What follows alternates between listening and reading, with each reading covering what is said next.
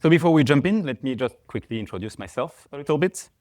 So I'm a SRE at Criteo. I'm a member of the observability team.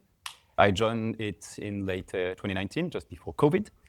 I've been involved in many topics, such as our big migration from Graphite to Prometheus, as well as the introduction of OpenTelemetry. Just to give a bit of context so that to understand a little bit more the presentation and where we are coming from, let me present also a little bit of my team. So we manage the metric logs and tracing infrastructure at Criteo, as well as we provide some SDKs to ingest the telemetry data. Let's focus a little bit on metrics. So we ingest more than 50 million data points per second, which is roughly 1 billion Prometheus active time series. Worldwide, we have more than 1,500 Prometheus instances, and those billion of metrics are aggregated down to 100 million-ish. Those are stored for 3 months and don't sample for 1 year. Disclaimer, we're going to talk about that in this presentation. Also, we have more than 1,000 users that are spread into more than 100 teams.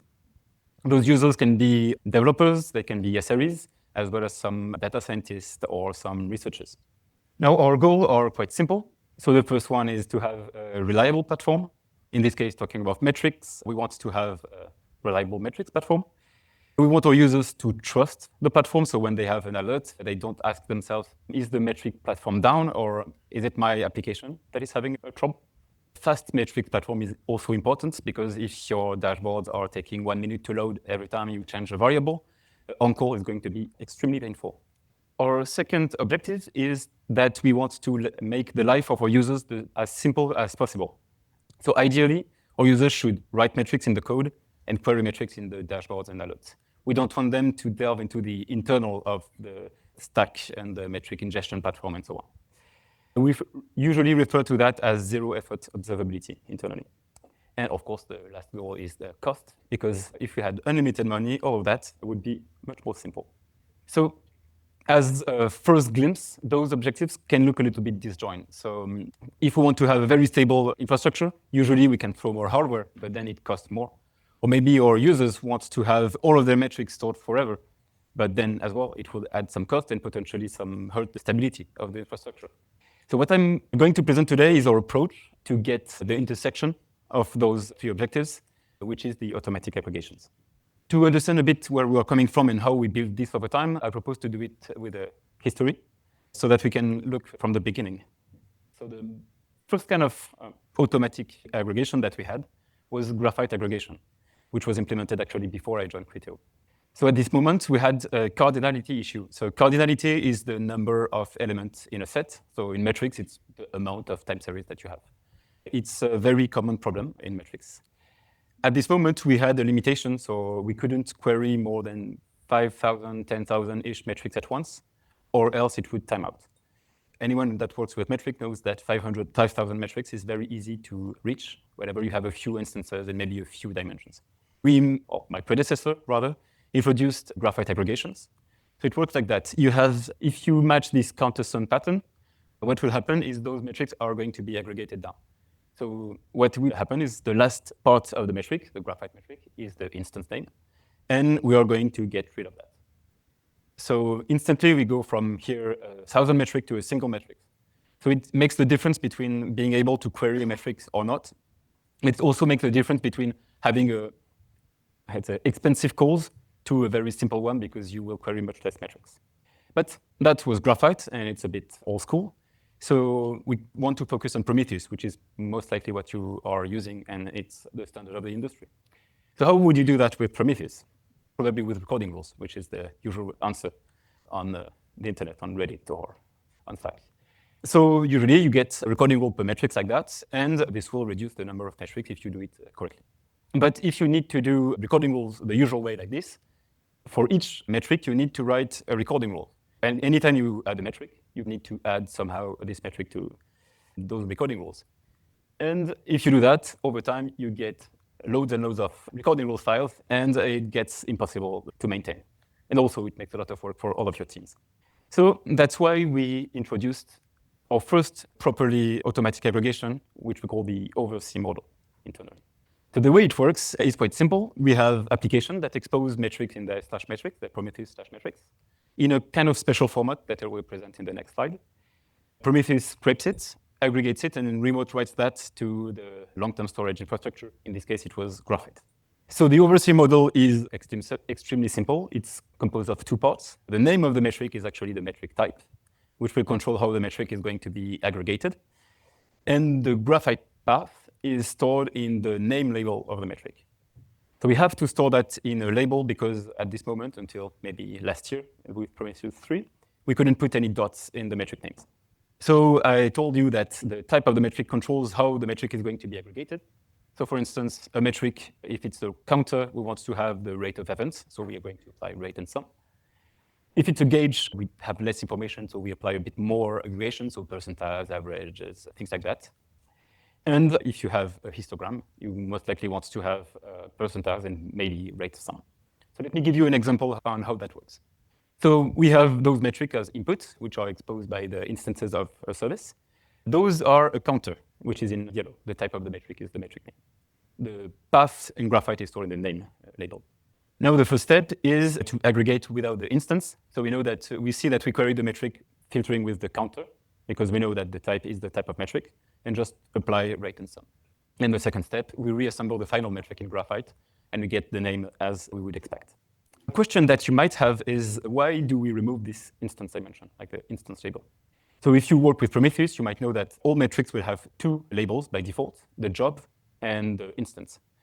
So we know that if we do that, we will reduce the dimension of every single metric, and we don't have to delve into every single metric's internal dimensions that you could reduce. Know that we could do that as well.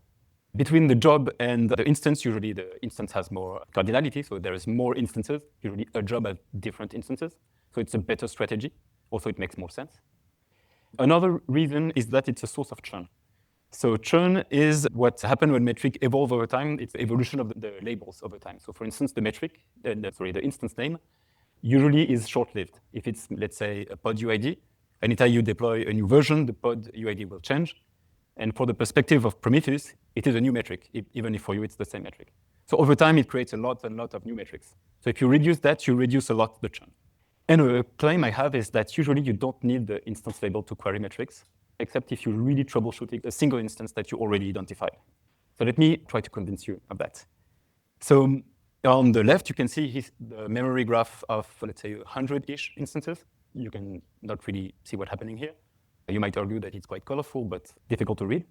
It's also quite expensive to query. Instantly, you have 100 instances, but in terms of the number of time series, you have more than that. Each vertical bars is a new instance starting, which is a new time series. So you probably have 120-ish time series to query in this time window. Now, on the right, you only get the aggregated version of this. So you can see only the form of the graph. The difference is that you get only 4 different metrics to query, even for a very long time period. So it's much more efficient to query, and arguably as easy to read, if not better. So to argue a little bit on the time and the expensiveness to query those metrics, I have a small video here. So on the left, what you will see is a metric that is queried without pre-aggregation. So we do the aggregation at query time. And on the second, on the right, you can see the metric with pre-aggregation, so with an automatic aggregation. Underneath, we have something like 1,000 instances, and it's, again, a graph metric. So we query 30 days. It's instant with pre-aggregation. Without, it takes a few seconds. Now we try to query 3 months. Again, it's instant with pre-aggregation, and then without aggregation, without pre-aggregation, sorry. It takes a bit of time, and at the end of the day, it fails, it times out. So just know that when your metrics times out like that, it doesn't mean that all of your systems are idle. It actually consumes some resources, so most likely CPU to find all of those metrics to query, potentially some memory to put that in, some cache. So it's actually, for a metric that you don't even query, it's quite expensive to do nothing. To give you a bit of an order of magnitude, for the biggest application in Criteo, just by removing the instance dimension, we go from 120 million metrics to less than 4 million metrics. So we divide almost by 30 the amount of metric to store and to query. So this was the first kind of automatic aggregations. It's really nice because you get aggregation without any requirements on the metrics. So you don't need to have a special name with counter sum as the previous one. There is no recording rule that have been written by our users. So it's transparent, so there is no effort on the side. On the downside, though, it requires this specific exposition format, which needs to use our own SDKs and which is quite oriented for Graphite. So a bit focused on the past here. Now, more recently, we switched Graphite with Victoria metrics. What I'm going to present here would have worked on any Prometheus-compatible backend. We chose Victoria metrics for different reasons. One of those is that it's compatible with Graphite read and write APIs, so to really smooth the migration. If you're interested in why that, we have a blog post on that on the Criteo blog.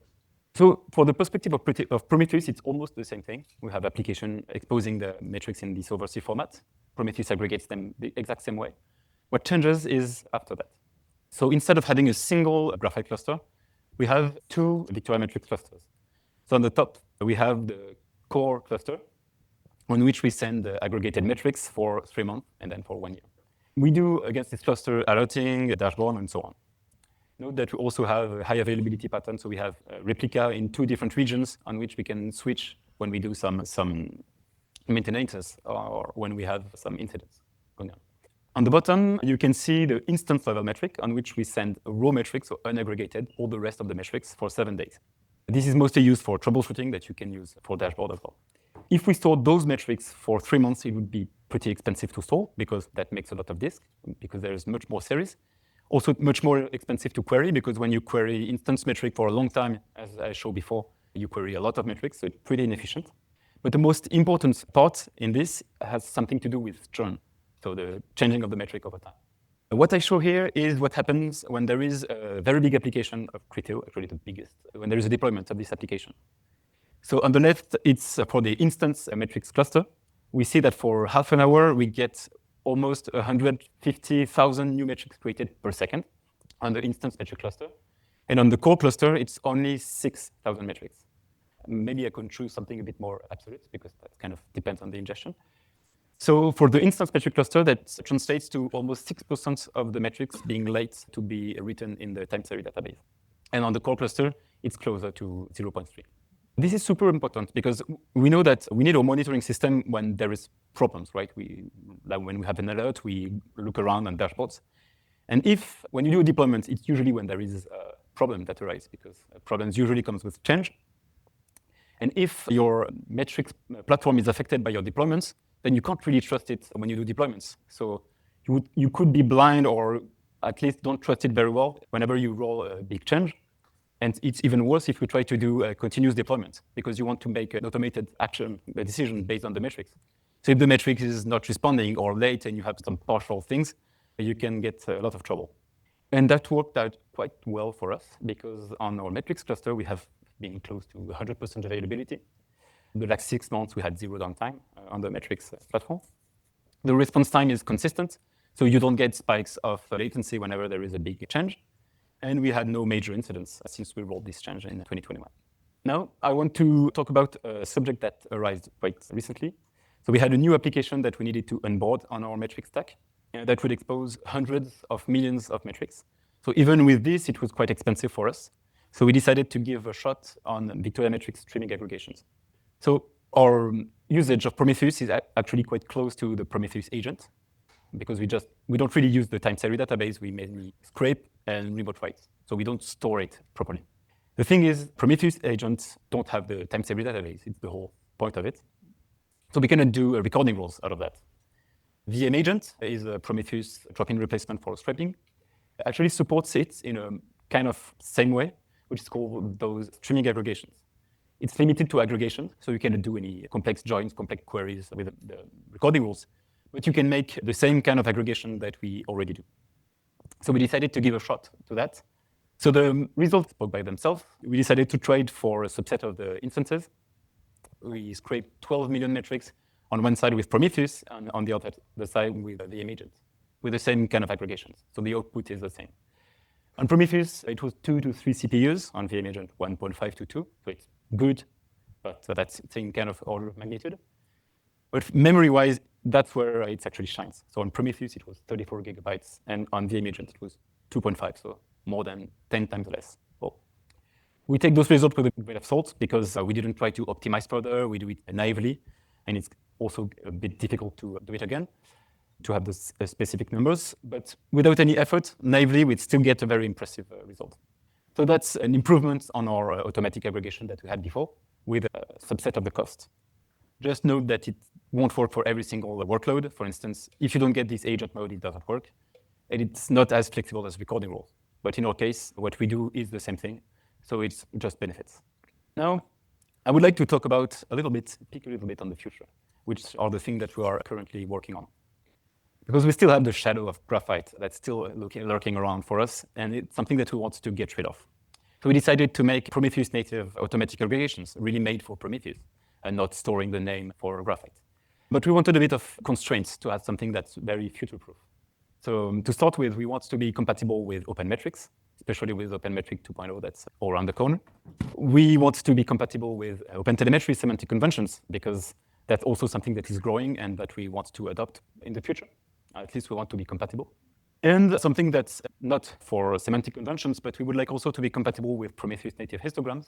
If you don't know what that is, those are automatic exponential histograms on which the users don't have to define the buckets, so it's super user-friendly.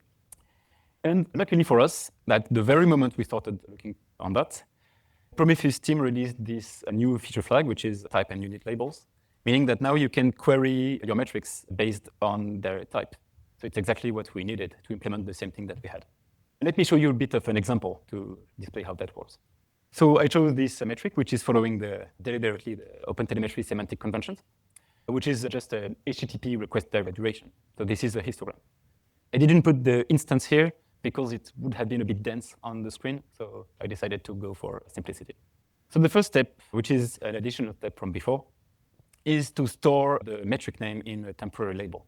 In this case, we call that SDK metric name. This is due to the fact that recording rules have a static name, and otherwise you would lose the metric name, and that's something that we don't want to do. The second step is very similar to the one that we had with. So this is a histogram. We query it by the type label that you can see in the middle over here. And since it's a histogram, we want to apply a percentile, so I decided to show the median. We also add the prefix and suffix to reassemble the metrics at the end. And then the last step, of course, the reassemble of the final metrics, which is we take the prefix, the metric name, and the suffix. And then we get a very clean recording rule by doing that at the remote write relabel config. So it's super cool because it works out of the box for any ingestion format of Prometheus. You can do that with an OpenMetrics endpoint, compatible endpoint. So you can plug on any old system that exposes correctly the metrics. It works with Prometheus protobuf. It works for OpenTelemetry protocol. So any kind of ingestion in Prometheus, that just works. And as a consequence, since it's added by Prometheus, it's compatible with native histogram. So actually, the query I showed before was compatible with both native histograms and regular histograms without any change on the query. One small caveat that I want to point out is that since the reassembly of the final metric is done on the remote, so at the end of the Prometheus agent lifecycle, if you do federation on this, you will get the in-between format, so we'll need to apply the same labeling rules. But federation is always tricky anyway. So to conclude, we saw that we used automatic aggregation as a cornerstone for a metric stack. For most use cases, let's say 80%, 90% of the case, our users don't have to write a single recording rules. So it makes the stack pretty easy to use for the daily life of our engineers. We saw that it's also protecting ourselves from the big surge of new metrics during deployments. So we get a very reliable metric platform, which is super important. And since we don't keep the short-lived metrics for too long, we don't have to pay for them to store them indefinitely. So we actually optimize our storage and our query costs. Thank you for your attention.